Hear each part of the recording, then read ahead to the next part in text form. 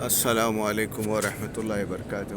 وعلیکم السلام ورحمۃ اللہ۔ آج ہمارے بیچ مسجد نبوی شریف میں یہاں پر ڈاکٹر سعید فیضی آئے ہیں۔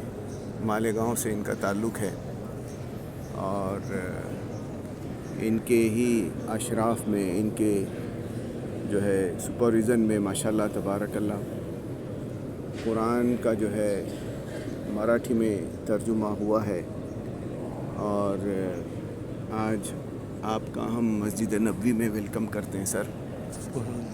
اور ہم جاننا چاہیں گے تھوڑی دیر میں کہ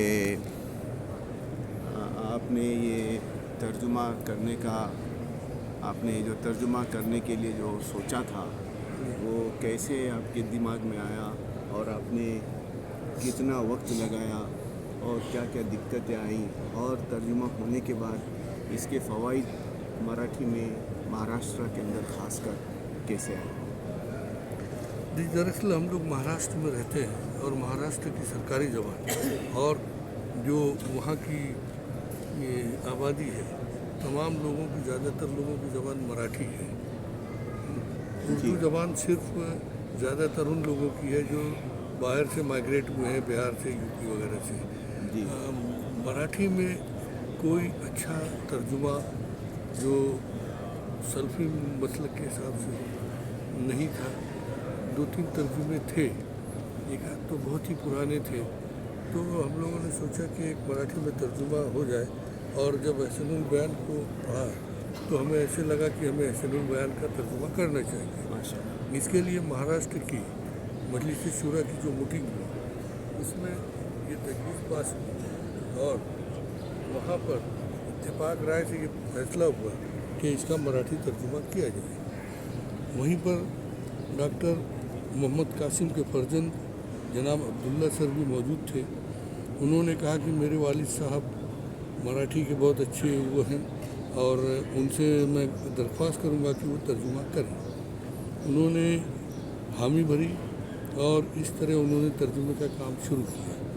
وہ ہر مہینہ ایک پارہ ترجمہ کر کے اپنے ہاتھوں سے لکھ کر مالیگاؤں بھیجتے تھے۔ وہ نندربار کے رہنے والے تھے اور اوریجنلی وہ برہمن خاندان کے تھے۔ ان کے والد صاحب مسلمان ہوئے تھے اور اس کے بعد ان لوگوں نے اپنے اس کو یعنی جمعیت اہل حدیث کے تعلق سے کافی وہ رکھی۔ تو جب وہ ترجمہ کر کے بھیجتے تھے ان کے ہاتھوں کا لکھا ہوا، اس کو میں، ہمارے ساتھ ہماری اسکول کے ایک بہت ہی اچھے مراٹھی جاننے والے ٹیچر جناب رشید خان پٹھان، اور ساتھ میں جامعہ محمدیہ منصورہ سے فارغ مولانا فضل الرحمان محمدی، ہم تینوں اس کو پڑھتے تھے، اس کو دیکھتے تھے، پھر اس کا جو تصحیح ہوتی تھی وہ کرتے تھے۔ اس کے بعد اس کو مراٹھی میں DTP کیا جاتا تھا۔ اس کے لیے ہمیں ایک غیر مسلم کی خدمات حاصل کرنے پڑے اور انہوں نے ترجمہ کیا، انہوں نے DTP کیا۔ وہ DTP کرنے کے بعد ہم لوگ روزانہ 3 بجے دوپہر سے مغرب تک بیٹھا کرتے تھے۔ تقریباً 3 سال ہمارا یہی معمول رہا۔ عصر کی نماز ہم لوگ گھر میں پڑھتے تھے اور 3 بجے ایک دم رائٹ ٹائم شروع ہوتا تھا۔ سنڈے کے روز کیونکہ مجھے چھٹی رہتی تھی، سر کو بھی چھٹی رہتی تھی، تو ہم لوگ صبح 7 بجے بیٹھتے تھے اور ظہر تک بیٹھے رہتے تھے۔ اور اس کا کام یہ تقریباً 3 سال چلا۔ پھر اس میں جو غلطیاں یا جو کچھ رہ جاتا تھا وہ ہم لوگ صحیح کرتے تھے۔ اس کے بعد جب وہ ہو گیا تو اس کے بعد ایک مرتبہ پھر 1 سال تک ہم لوگ اس کا مراجعہ کرتے رہے، دیکھتے رہے، پڑھتے رہے، اور تقریباً 4 سال میں یہ کام تکمیل کو پہنچا۔ اور پھر اس کے بعد اسے ہم لوگوں نے دلی سے شائع کیا، اور خدا کے فضل سے یہ وقف للہ ہے، اس کو بانٹا جاتا ہے غیر مسلم عوام میں بھی، مسلم عوام میں جو مراٹھی دائیں جو اردو نہیں جانتے ہیں۔ خدا کے فضل سے اس کا بہت فائدہ ہوا مہاراشٹر میں۔ اور اس کی بہت پذیرائی ہوئی ہے۔ ہم لوگوں نے بہت اس کے لیے محنت کی.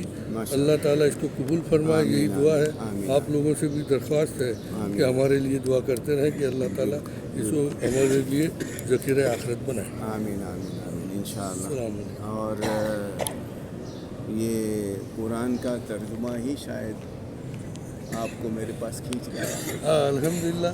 بات ایسی بھی کہ یہ جب شائع ہو گیا, وہاں بٹنے لگا, تو پھر ہم لوگوں نے سوچا کہ مجمع الفہد مدینہ منورہ سے بھی اگر یہ شائع ہو جاتا تو یہ ایک عالمی صورت اختیار کر جاتا. جی. اور میں حج پر جب آیا تو میں یہ قرآن شریف اس کا DTP اور CD وغیرہ لے کر آیا تھا. جی. اور اتفاق سے جناب سفیان کاظم محمدی مدنی جی. ان سے ملاقات ہوئی, ساتھ میں مبشر سر بھی تھے, اور ان لوگوں کے ذریعے جناب مجیب اللہ صاحب ان سے ملاقات ہوئی. ان سے ملاقات کے بعد ہم لوگ ڈائریکٹر مجمع الفہد عبد الرحیم صاحب کے پاس اور ڈاکٹر ضیاء الرحمان آدمی صاحب کے پاس گئے. الحمدللہ. جزاک اللہ خیرن. ابھی اذان ہو رہی ہے جمعہ کی. اللہ تعالیٰ آپ کے اس کام کو قبول کرے. السلام علیکم. وعلیکم السلام.